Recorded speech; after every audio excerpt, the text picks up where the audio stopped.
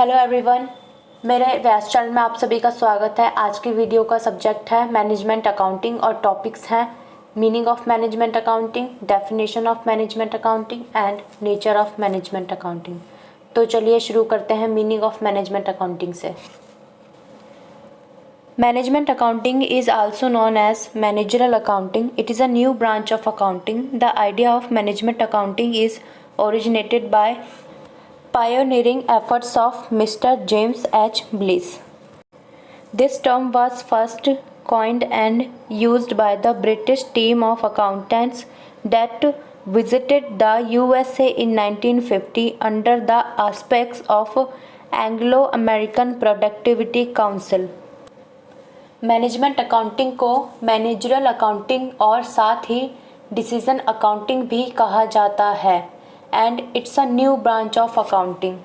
Management accounting का जो idea था वो मिस्टर जेम्स एच ब्लिस का था और यह शब्द पहली बार इस्तेमाल किया गया था 1950 में यूएसए में ब्रिटिश टीम ऑफ अकाउंटेंट्स के द्वारा under the aspects of Anglo American productivity council. Aspects का मतलब होता है सपोर्ट करना या फिर किसी के निगरानी में या किसी के अंडर काम करना प्रोटेक्शन के साथ।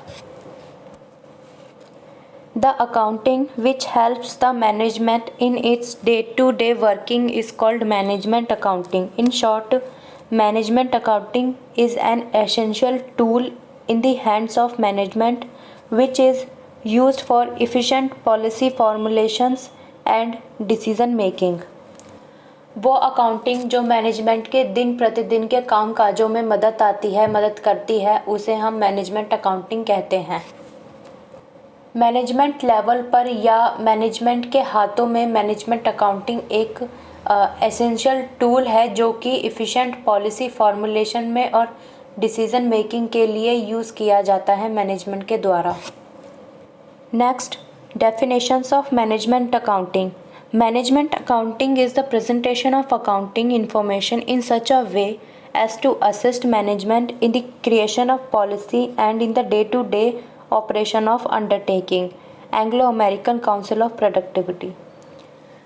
मैनेजमेंट अकाउंटिंग की पहली डेफिनेशन दी है Anglo American council of productivity ने और Anglo American council of productivity के अकॉर्डिंग मैनेजमेंट अकाउंटिंग एक तरीके की प्रेजेंटेशन है, प्रेजेंटेशन ऑफ अकाउंटिंग इन्फॉर्मेशन। इस तरीके से अकाउंटिंग इन्फॉर्मेशन को मैनेजमेंट के सामने प्रेजेंट करना जिससे कि मैनेजमेंट को आसानी हो न्यू प्लान करने में, न्यू पॉलिसीज़ बनाने में, डिसीज़न लेने में एंड एक्सेट्रा।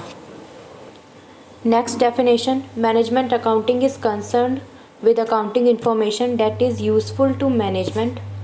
R.N. एंथनी, ये जो डेफिनेशन दी गई है वो दी गई है R.N. एंथनी के द्वारा और उन्होंने कहा है कि वो सभी अकाउंटिंग इन्फॉर्मेशंस जो मैनेजमेंट के लिए यूज़फुल होती हैं उन्हें मैनेजमेंट अकाउंटिंग कहा जाता है। Next, natures of management accounting. First, selective nature.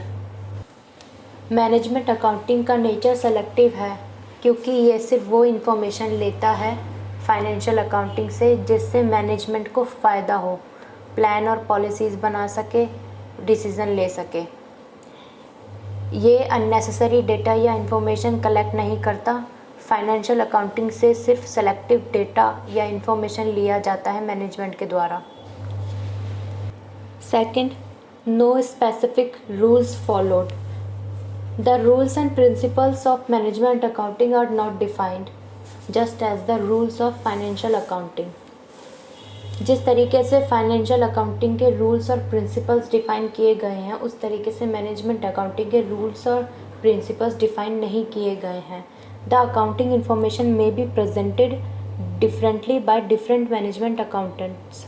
Her management में अकाउंटिंग इंफॉर्मेशन अलग अलग तरीके से प्रेजेंट की जा सकती है अलग अलग मैनेजमेंट अकाउंटेंट के द्वारा। Third, provide informations not the decisions. Management को सिर्फ फाइनेंशियल अकाउंटिंग से मिली इंफॉर्मेशन दी जाती है, ना कि डिसीजंस। डिसीजंस मैनेजमेंट खुद लेता है, financial accounting readymade decisions provide नहीं करता। वो सिर्फ कंपनी की फाइनेंशियल पोजीशन को बताता है मैनेजमेंट अकाउंटिंग में सिर्फ वो ही डेटा या facts collect, summarise and analyse किए जाते हैं जिससे मैनेजमेंट को डिसीजन लेने में आसानी हो। Fourth, use of special techniques and concepts.